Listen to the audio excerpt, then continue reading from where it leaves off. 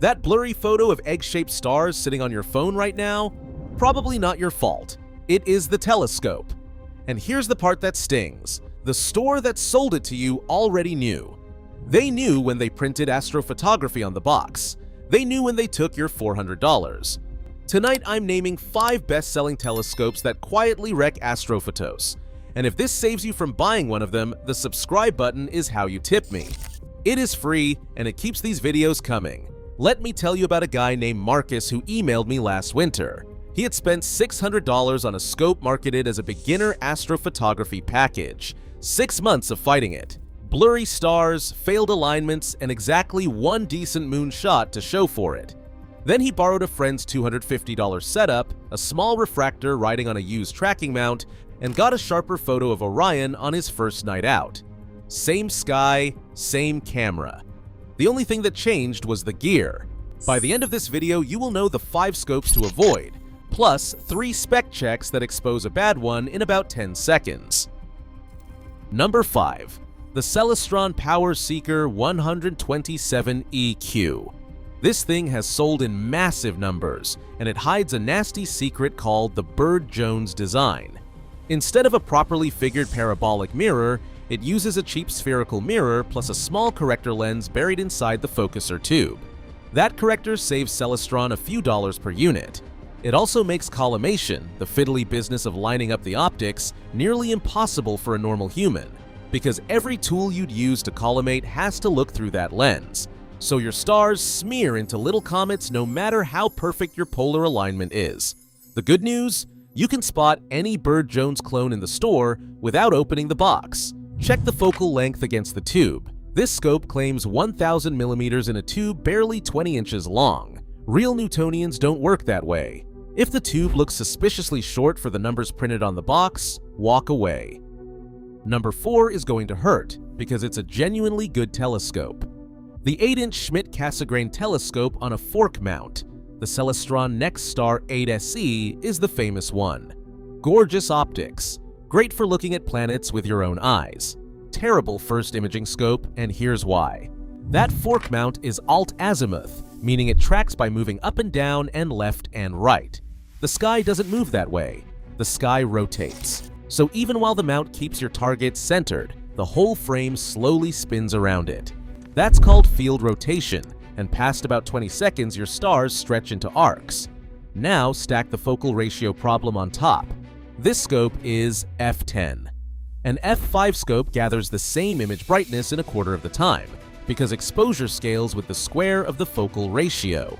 So you need exposures 4 times longer on a mount that falls apart after 20 seconds, at 2000 millimeters of focal length where every tiny tracking error gets magnified. It's the wrong tool 3 different ways at once. Price tag, well over $1,000. Number 3. The cheap short tube achromatic refractor. The 90mm f5.5 types usually sold as rich field scopes for $200 to $300. The problem is chromatic aberration. A simple 2-element lens cannot bring every color of light to the same focus point, and fast, short designs like these make it far worse. Every bright star grows a purple halo. Vega looks like it is wearing a violet parka. And no, you cannot edit it out. The blue channel data is genuinely smeared, so desaturating the purple just leaves gray mush where star colors should be. Here is the honest part though. For visual use, these scopes are fine. Your eye forgives what a camera sensor records forever. And that is exactly the loophole stores use. The scope is not a lie. Putting it in the astrophotography aisle is. Okay, pause. The pattern behind all 5 of these matters more than any brand name, so here are the 3 checks. Nobody sponsors this channel, which means I can just tell you. Check 1. The mount's payload rating should be at least double the weight of your scope plus camera. A mount rated for 11 pounds carrying 10 pounds of gear will track like it's nervous. Check 2. For a first imaging scope, the focal ratio should be f6 or faster. A faster scope means shorter exposures, and shorter exposures forgive the mistakes you're going to make. You'll make all of them. I did. Check 3. Grab the focuser and hang some weight on it. If it sags or slips with a camera attached, your perfect focus drifts away mid-session and every frame after that is soft. 10 seconds per check. That's the whole test. Number 2, the 10-inch Dobsonian. I can hear the comments loading already, so let me be clear. As a visual scope, a 10-inch Dob might be the best value in all of astronomy. A huge mirror at an honest price, showing you galaxies from your own driveway. The trap springs the moment somebody bolts a camera on. A standard Dobsonian has no tracking. None. It is a mirror in a box that you push by hand. Deep sky imaging needs minutes of rock-steady tracking, so it is a non-starter, full stop. Planets are the one exception, since you can shoot fast video and stack the frames. But if what got you excited was that photo of the Andromeda Galaxy, a Dob cannot take it. Want proof? Go browse the used listings on cloudy nights. It is a river of barely used 10-inch Dobs, and half the sellers say some version of the same thing. Getting into astrophotography, need to fund a mount. Number 1.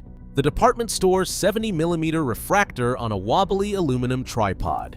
The one with 525 times magnification printed on the box in letters bigger than the brand name. That number is fiction. A 70mm scope tops out around 140 times magnification on a good night. But the real killer is not the optics. It is the tripod. It shudders when you breathe near it. Touch the focuser and the whole image dances for 5 seconds.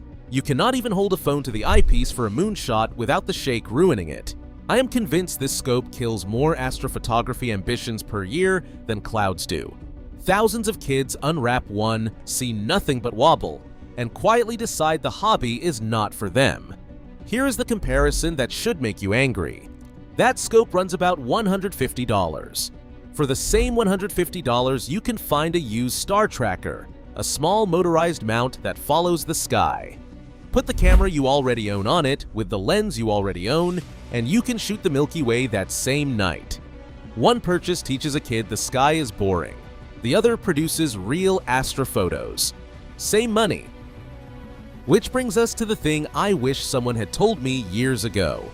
In astrophotography, the mount is the purchase. The telescope is the accessory.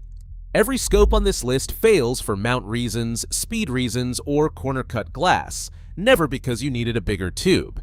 So here's the honest starter path. Buy tracking first, either a star tracker with a camera lens or a real equatorial mount if the budget stretches. When you are ready, add a small ED doublet refractor around f6, something in the 60 to 80mm range. It will feel humble next to a big shiny tube. It will also outshoot every telescope in this video. If you learned this lesson the expensive way, drop the name of the scope that taught you in the comments. You will save the next beginner who scrolls through. And if this was useful, subscribe. I do one of these teardowns every week, and the gear industry gives me no shortage of material.